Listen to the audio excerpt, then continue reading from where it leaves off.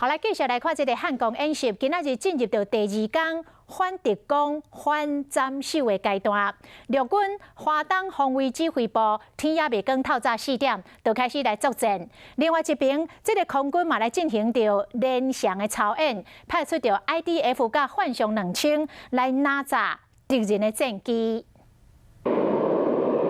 IDF 加幻象2000战斗机前后紧入升空模拟拿炸来犯的敌机。地面防空部队嘛，随进入战术位置，严密监控空中的敌军。汉光36号演习第二天进入反特攻、反斩首的操演，唔那空军尔，地面部队嘛全员出动。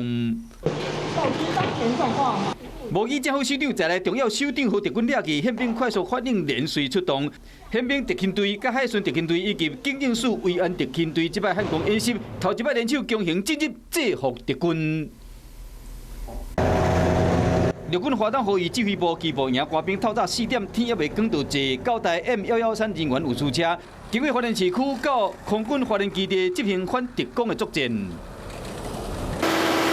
4连总还佫这3型飞弹嘛，日昨离开驻地伫马沙大门附近部署，军方升关通信天线，佫派武装兵力伫边仔巡逻，模拟中国飞弹一旦攻击总统府，实施拿炸的操演。